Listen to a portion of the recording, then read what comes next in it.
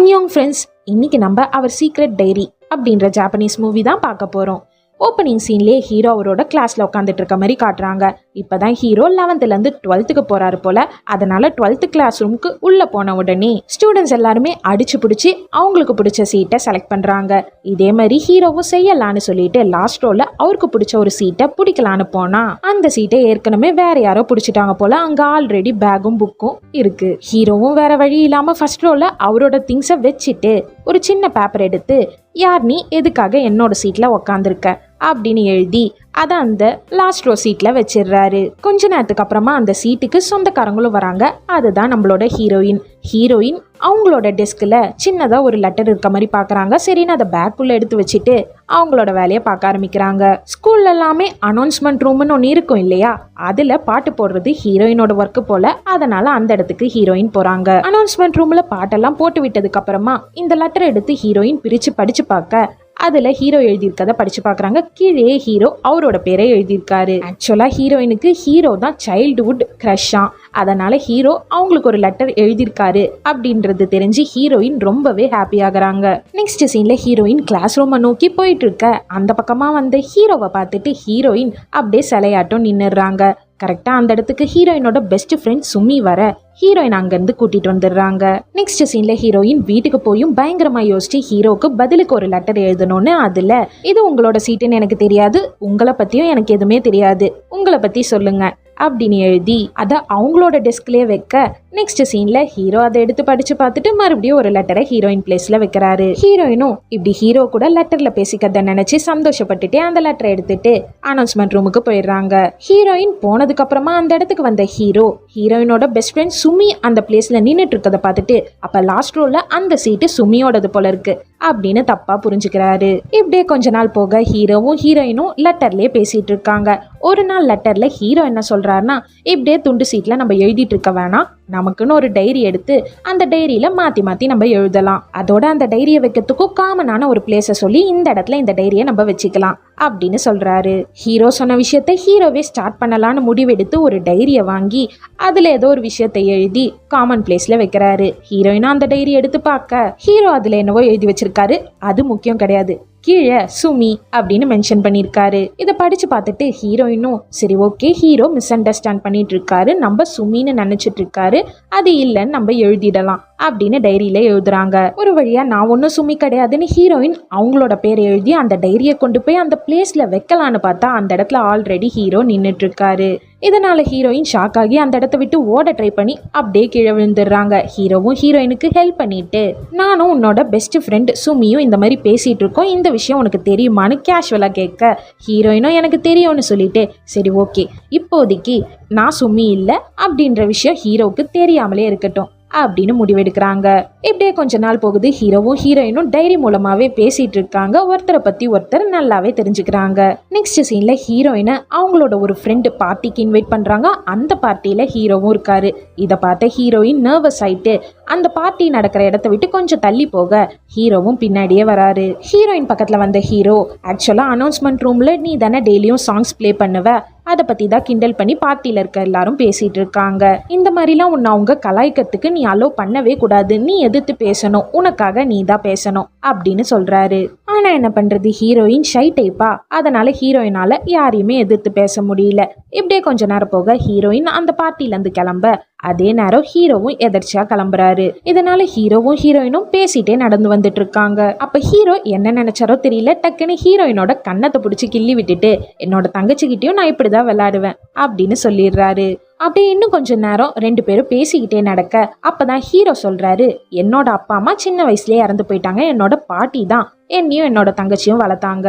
கொஞ்ச நாளைக்கு முன்னாடி என்னோட பாட்டிக்கு உடம்பு சரியில்லாம போயிடுச்சு, அதனால குடும்பத்தை நான் தான் பாத்துக்கிறேன், என்னால இந்த குடும்பத்தை நல்லபடியா பாத்துக்க முடியுமான்னு எனக்கு கவலையா இருக்கு அப்படின்னு சொல்றாரு. இது எல்லாத்தையுமே பொறுமையா கேட்டுட்டு இருந்த ஹீரோயினும், நீங்க ஒன்றும் கவலைப்படாதீங்க, உங்களால கண்டிப்பா நல்லபடியா பாத்துக்க முடியும் அப்படின்னு ஹீரோக்கு சப்போர்ட்டிவா பேச ஹீரோ அவருக்கு என்ன ஆச்சுன்னு தெரியல, டக்குன்னு எதுனா ஸ்பார்க் அடிச்சுதான்னு தெரியல, ஹீரோயினே பார்த்துட்டு இருக்காரு.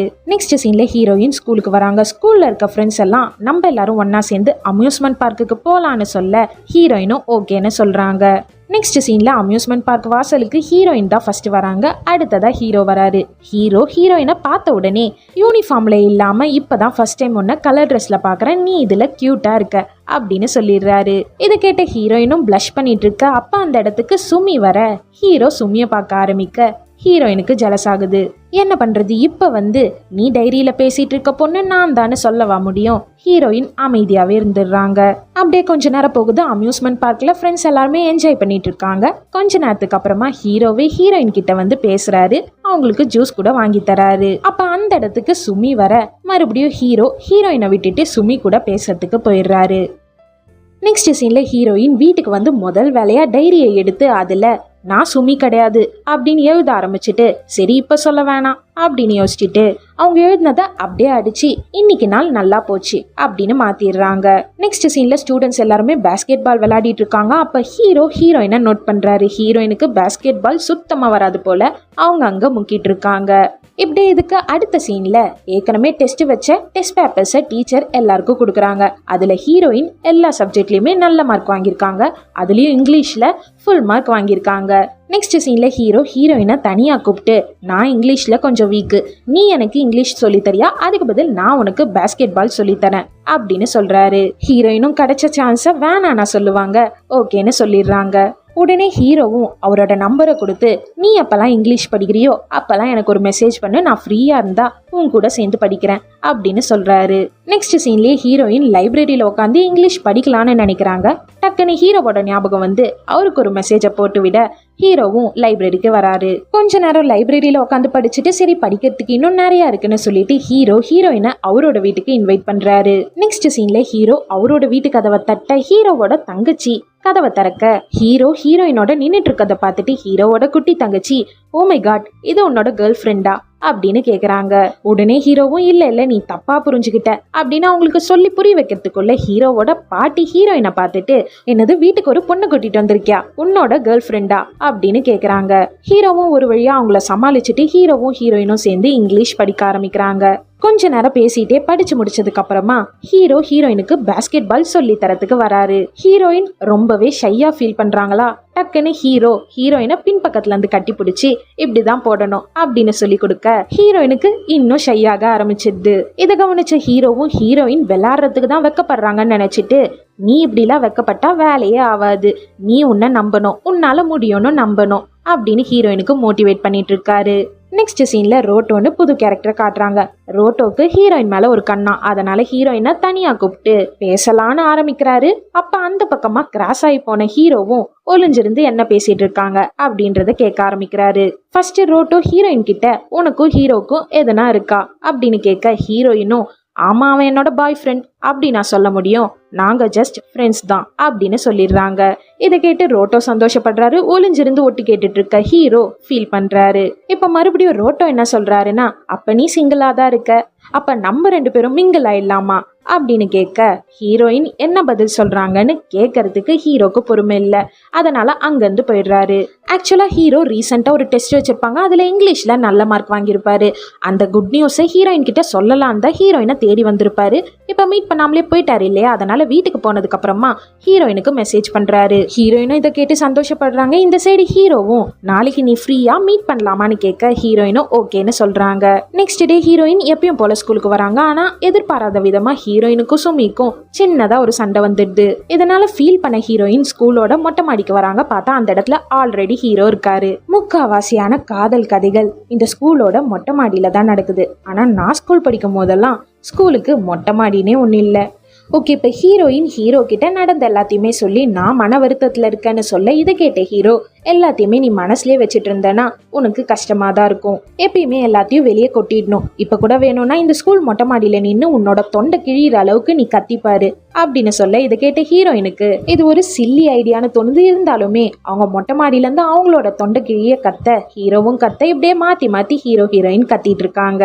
நெக்ஸ்ட் சீன்ல ஹீரோவும் ஹீரோயினும் உட்காந்து பேசிட்டு இருக்காங்க. அப்போ ஹீரோ ஹீரோயின் கிட்ட ரோட்டோக்கு நீ என்ன பதில் சொன்னேன்னு கேட்க நான் நோ தான் சொன்னேன் அப்படின்னு ஹீரோயின் சொல்ல சரி ஓகே, ரோட்டோ இல்லாம வேற யாருன்னா உனக்கு ப்ரொபோஸ் பண்ணியிருந்தா நீ என்ன சொல்லியிருப்ப அப்படின்னு கேட்குறாரு. உடனே ஹீரோயினும் வேற யாருன்னா யாரு அப்படின்னு கேட்க ஹீரோவும் நானே வச்சுக்கோயேன், இப்ப நான் உனக்கு ப்ரொபோஸ் பண்ணா நீ என்ன சொல்லுவ அப்படின்னு கேட்க எனக்கு கொஞ்சம் டைம் வேணும், நான் யோசிச்சு சொல்றேன்னு சொல்லியிருப்பேன் அப்படின்னு ஹீரோயின் சொல்றாங்க. இதை கேட்ட ஹீரோவும் டக்குனு ஏஞ்சி ஹீரோயினை கிஸ் பண்ணிடுறாரு. ஆனா ஹீரோயின் திருன்னு முழிச்சிட்டு இருக்காங்களா, இதனால ஹீரோயினுக்கு பிடிக்கல போல இருக்கு, நம்ம தான் தெரியாம கிஸ் பண்ணிட்டோம் அப்படின்னு யோசிச்சு ஹீரோயின் கிட்ட சாரி கேட்டுட்டு அந்த இடத்த விட்டு போயிடுறாரு.